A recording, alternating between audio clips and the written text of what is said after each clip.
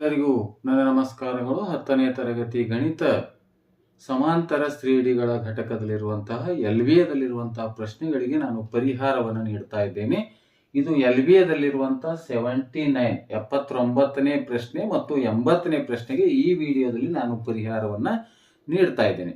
ಈಗಾಗಲೇ ಹಿಂದೆ 69ರಿಂದ 78 ಪ್ರಶ್ನೆಗಳಿಗೆ 69ರಿಂದ 78 ಪ್ರಶ್ನೆಗಳಿಗೆ ಪ್ರತಿ ವಿಡಿಯೋದಲ್ಲಿ ಎರಡೆರಡು ಪ್ರಶ್ನೆಗಳಿಗೆ ನಾನು ಪರಿಹಾರವನ್ನು ನೀಡ್ತಾ ಬಂದಿನಿ.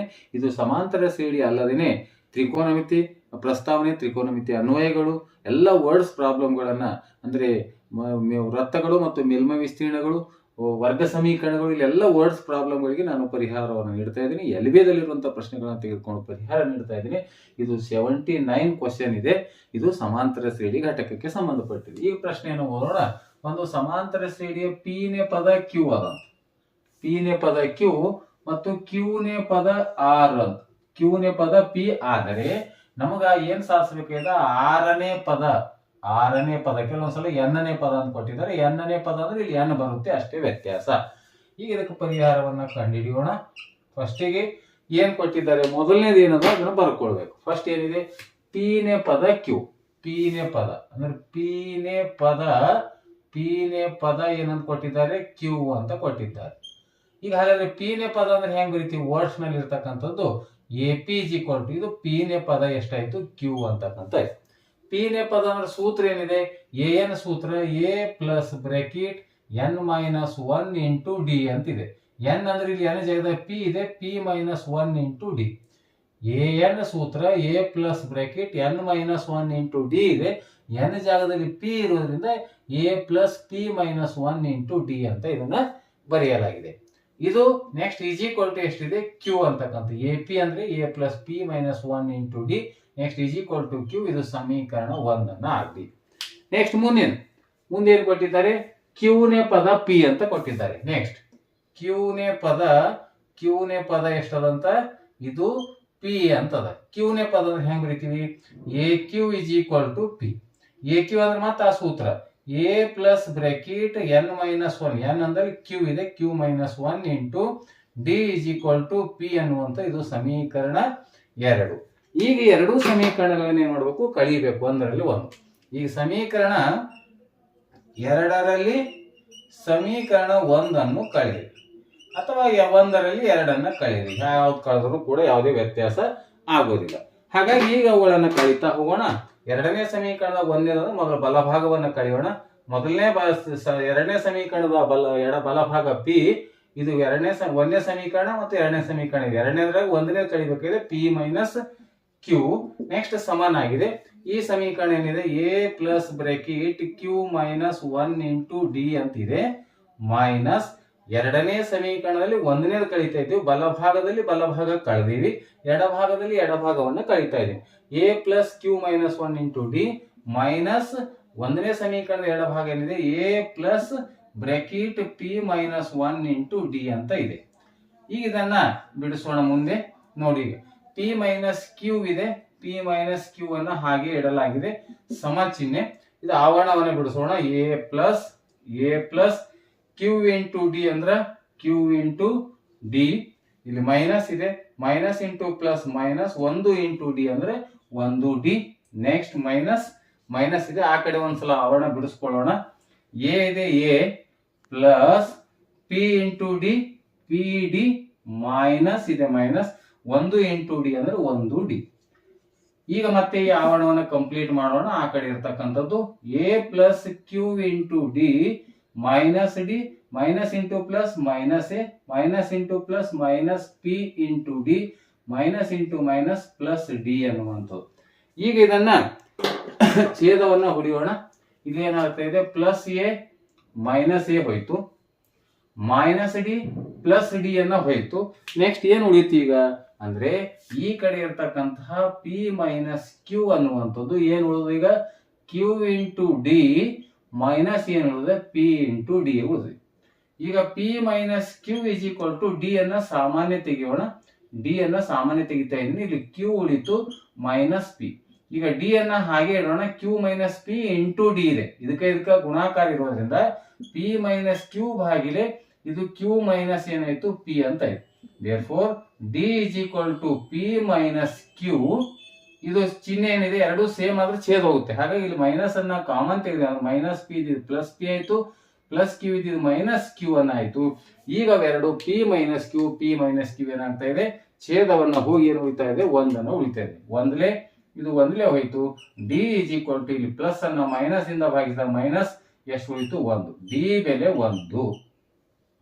ಈಗ ಡಿ ಬೆಲೆ ಬಂತು. ನೆಕ್ಸ್ಟ್ ಡಿ ಬೆಲೆ ಬಂದ ನಂತರ ನೆಕ್ಸ್ಟ್ ಎ ಬೆಲೆಯನ್ನ ಕಂಡು ಹಿಡಿಬೇಕು. ಈಗ ಡಿ ಇಸ್ ಈಕ್ವಲ್ ಟು ಎಷ್ಟಿದೆ, -1 ಅನ್ನು ಸಮೀಕರಣ 2ರಲ್ಲಿ ಯಾವ್ದಾದ್ರು ಒಂದರಲ್ಲಿ ಸಮೀಕರಣದ ಬೆಲೆಯನ್ನು ತುಂಬೋಣ. ಯಾವ ಸಮೀಕರಣ ಅಂದ್ರೆ 1 ತಗೋಣ. ಅದನ್ನು ಸಮೀಕರಣ 1ರಲ್ಲಿ ಆದೇಶಿಸಿದಾಗ, ಈಗ ಸಮೀಕರಣ 1ರಲ್ಲಿ ಅದರ ಬೆಲೆಯನ್ನು ತುಂಬೋಣ. ಫಸ್ಟ್ ಸಮೀಕರಣ 1 ಎ ಇದೆ, ಎ ಅಂದ್ರೆ ಇಲ್ಲಿ ತುಂಬೋದಿಲ್ಲ. A plus p minus one into d ಇದೆ. ಡಿ ಅಂದ್ರೆ ಎಷ್ಟು ತುಂಬಬೇಕು, ಇಂಟು ಡಿ ಅಂದ್ರೆ -1. ನೆಕ್ಸ್ಟ್ ಸಮ ಚಿಹ್ನೆ ಏನಿದೆ, ಕ್ಯೂ ಅನ್ನುವಂಥದ್ದು ಇದೆ. ಈಗ ಎ ಪ್ಲಸ್ ಪಿ ಇಂಟು ಅಂದ್ರೆ ಪಿ ಗೆ 1ಕ್ಕೆ ಗುಣಾಕಾರ, ಪ್ಲಸ್ ಇಂಟು ಮೈನಸ್ ಮೈನಸ್, ಇಲ್ಲಿ ಪ್ಲಸ್ ಇಂಟು ಮೈನಸ್ ಮೈನಸ್ ಆಗ್ತಾ ಇದೆ. ಇಲ್ಲಿ ಪಿ ಹಿಂದೆ ಪ್ಲಸ್ ಇದೆ, 1ರಿಂದ minus, plus into minus minus, p ಒಂದ್ಲೆ p minus into minus plus 1 ಒಂದ್ಲೆ 1 is equal to q. A is equal to ಮಾಡ್ಕೊಂಡು, ಯಾಕಂದ್ರೆ ಡಿ ಬೆಲೆ ಬಂದಿದೆಯಲ್ಲ, ಈಗ ಎ ಬೆಲೆ ಬರ್ಬೇಕು ನಾವು. ಎ ಮತ್ತು ಡಿ ಇದ್ರೆ ಸಮಾಂತರ ಶ್ರೇಣಿದ ಯಾವುದೇ ಪದವನ್ನು ಕಂಡುಹಿಡಿಬಹುದು. 6ನೇ ಪದ ಕಂಡುಹಿಡಿಬಹುದು, 10ನೇ ಪದ ಕಂಡುಹಿಡಿಬಹುದು, ಯಾವುದು ಕಂಡುಹಿಡಿಬಹುದು. ಹಾಗಾಗಿ ಡಿ ಬಂದಿದೆ, ಎ ಬರ್ಬೇಕಲ್ಲ, ಅದಕ್ಕೆ ಎ ಇಸ್ ಈಕ್ವಲ್ ಟು ಈ ಎಲ್ಲ ಬೆಲೆಗಳನ್ನ ಆ ಕಡೆ ಹೋಗೋಣ. ಮೈನಸ್ ಪಿ ಆ ಕಡೆ ಹೋಗಿದ್ರೆ plus p, plus q already ಇದೆ ಇಲ್ಲಿ. ಇನ್ನ ಪ್ಲಸ್ 1 ಆ ಕಡೆ ಹೋದ್ರೆ -1. ಇದು ಎ ಬೆಲೆಯನ್ನ ಬಂತು. ಸಿಂಪಲ್ ಇದೆ. ಮೈನಸ್ ಪಿ ಬಲಭಾಗದಾಗ ಹೋಯ್ದ ಪ್ಲಸ್ ಪಿ, ಆಲ್ರೆಡಿ ಕ್ಯೂ ಇದೆ, ಪ್ಲಸ್ 1 ಆ ಕಡೆ ಹೋದ್ರೆ -1. ಎ ಮತ್ತು ಡಿ ಅನ್ನ ಬಂತು. ನಮಗೆ ಯಾವ ಪದವನ್ನು ಕೇಳಿದ್ದಾರೆ, 6ನೇ ಪದ ಅಂತ ಕೇಳಿದ್ದಾರೆ. ಅಂದ್ರೆ ಇದು ಸಮಾಂತರ ಶ್ರೇಣಿಯ 6ನೇ ಪದ. n ನೇ ಪದ ಇದ್ದಾಗ A plus bracket n-1 into d ಅಂತ ಸೂತ್ರ ಬರಿತೇವೆ. n ಬದಲಾಗಿ 6 ಇದ್ದಾಗ r-1 ಇಂಟು ಡಿ ಅಂತ ಬರ್ತೀವಿ. ಈಗ ಬೆಲೆಗಳನ್ನ ಆದೇಶಿಸೋಣ. ಎ ಅಂದ್ರೆ ಏನಿದೆ, ಎ ಅಂದ್ರೆ ಇಲ್ಲಿದೆ p plus q -1 plus a ಅಂದ್ರೆ ಬೆಲೆಗಳನ್ನ ಆದೇಶಿಸಲಾಗಿದೆ, ಬೇಕಾದ್ರೆ ಬ್ರಾಕೆಟ್ ಅನ್ನ ಹಾಕೊಳ್ಳಿ, ಪ್ಲಸ್ ಆರ್ ಅಂದ್ರೆ 6 -1, ಡಿ ಅಂದ್ರೆ ಎಷ್ಟಿದೆ, -1 ಅಂತಿದೆ. ಇದನ್ನ ಬಿಡಿಸೋಣ. R is equal to p plus q -1 plus ಅದ plus r plus into minus minus, ಇದಕ್ಕೆ ಮತ್ತೆ ಅದ್ರ ಜೊತೆ -1 ಗುಣಾಕಾರ ಮಾಡ್ಬೇಕಲ್ಲ. ಈಗ ಪ್ಲಸ್ ಆರ್ ಇದೆ, ಇಲ್ಲಿ -1 ಇದೆ, ಪ್ಲಸ್ ಆರ್ ಇಂಟು -1 ಅಂದ್ರೆ -6, ಮೈನಸ್ ಇಂಟು ಮೈನಸ್ ಪ್ಲಸ್ 1. ಇಲ್ಲಿ ಪಿ ಹಾಗೆ ಇಡಲಾಗಿದೆ, ಕ್ಯೂ ಹಾಗೆ ಇಡಲಾಗಿದೆ, -1. ಈ ಆರ್ ಹಿಂದೆ ಇಲ್ಲಿ ಚಿಹ್ನೆ ಪ್ಲಸ್ ಇದೆ, ಅಲ್ಲಿ ಗುಣಾಕಾರ ಮಾಡ್ಬೇಕಿದೆ 1ಕ್ಕೆ. ಆರ್ ಇಂಟು 1 ಅಂದ್ರೆ 6, ಇದರಿಂದ ಪ್ಲಸ್, ಇದರಿಂದ minus, plus into minus minus. 1 ಮತ್ತು 1 ಗುಣಾಕಾರ ಮಾಡಬೇಕು, 2ರಿಂದ ಚಿಹ್ನೆ ಮೈನಸ್ ಅದ, ಮೈನಸ್ ಇಂಟು ಮೈನಸ್ ಪ್ಲಸ್ ಆಯ್ತು. ಈಗ ಇಲ್ಲಿರುವಂತಹ ಬೆಲೆಗಳನ್ನ ಛೇದ ಯಾವ್ದು ಹೋಗುತ್ತ, -1 ಮತ್ತು +1 ಅನ್ನ ಛೇದವನ್ನು ಹೋಯ್ತು. ಉಳಿತ ಯಾವ್ದು ಈಗ ಅಂತಂದ್ರೆ r is equal to p plus q ಇನ್ನೊಂದು -r ಅನ್ನುವಂತ. ಇದನ್ನ ಸಾಧಿಸಿ ಅಂತ ಹೇಳಿದ್ರು, ಇದನ್ನ ಸಾಧಿಸಿದೆ ನೋಡಿ. 6ನೇ ಪದ ಪಿ ಪ್ಲಸ್ ಕ್ಯೂ -r, 6ನೇ ಪದ ಪಿ ಪ್ಲಸ್ ಕ್ಯೂ -r ಅಂತ ಸಾಧನೆಯನ್ನ ಮಾಡಲಾಗಿದೆ. ಇದೇ ಪ್ರಶ್ನೆಯನ್ನ ಕೆಲವೊಂದು ಸಲ ಇಲ್ಲಿ n ಅಂತ ಕೊಡಲಾಗಿದೆ. n ಅಂತ ಕೊಟ್ಟಾಗ ಇಲ್ಲಿ ಎಲ್ಲ ಏನ್ ಮಾಡ್ಬೇಕು, n ತೆಗೆದುಕೊಂಡಾಗ ಇಲ್ಲಿ ಏನಂತ ನಾವು p plus q minus n ಅಂತ ಬರುತ್ತೆ. r ಇದ್ದರೆ r ಬರುತ್ತೆ, n ಇದ್ದರೆ n ಇರುತ್ತೆ, ಬೇರೆ ಏನಿರುತ್ತೋ ಅದನ್ನ ಬರುತ್ತೆ.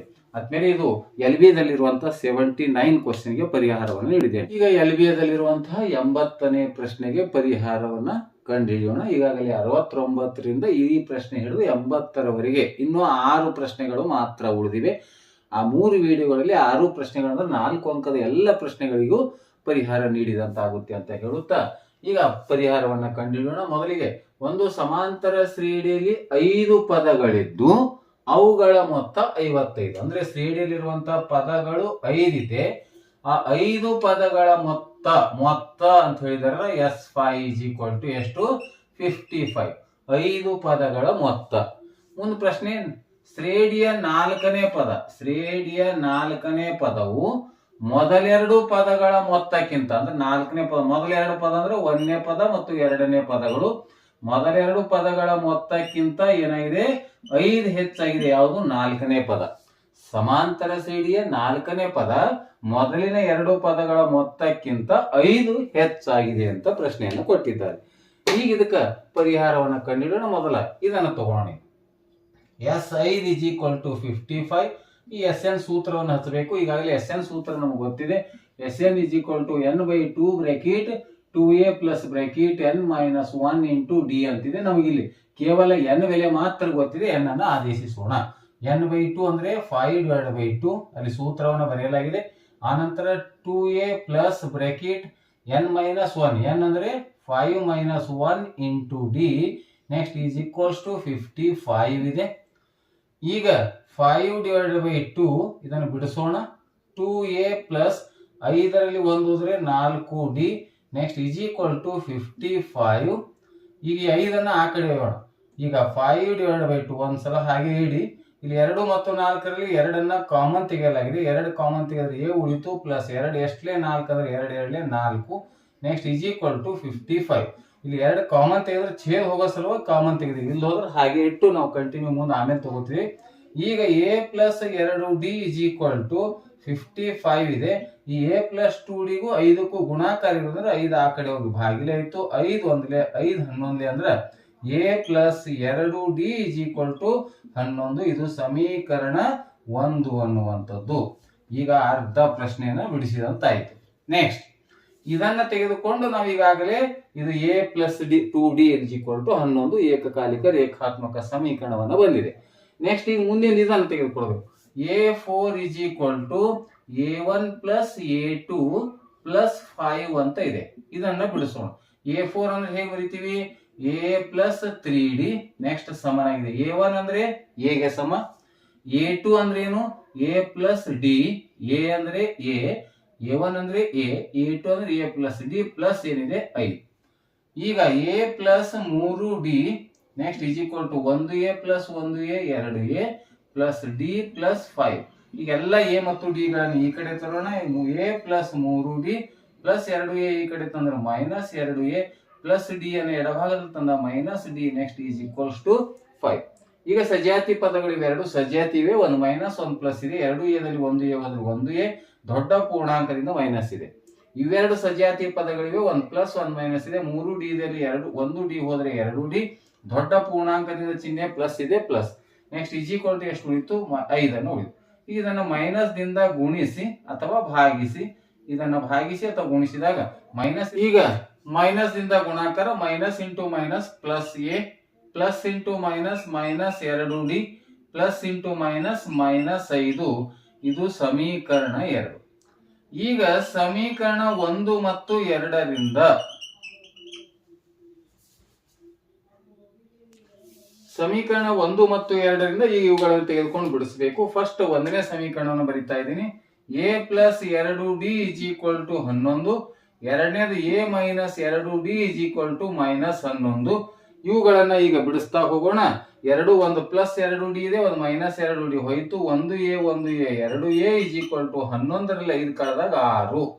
ಈಗ ನೆಕ್ಸ್ಟ್ ಇದನ್ನು ಮುಂದುವರಿಸಿದಾಗ ಏನು ಉಳಿದಿದೆ? 2a ಇಸ್ ಈಕ್ವಲ್ ಟು 6 ಅನ್ನ ಉಳಿದಿದೆ. 2a ಇಸ್ ಈಕ್ವಲ್ ಟು 6 ಅನ್ನ ಅಲ್ಲಿ ಬರೆಯಲಾಗಿದೆ.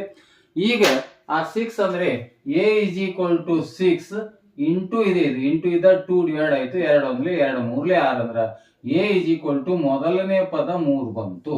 ಈಗ a ಇಸ್ ಈಕ್ವಲ್ ಟು 3 ಅನ್ನು ಸಮೀಕರಣ 1ರಲ್ಲಿ ಆದೇಶಿಸೋಣ. ಸಮೀಕರಣ 1ರಲ್ಲಿ ಆದೇಶಿಸಿ ಈಗ ಏನಾಗುತ್ತೆ ನೋಡಿ. a ಅಂದ್ರೆ 3 ಪ್ಲಸ್ 2d ಇದೆ. 2d next is equal to 11.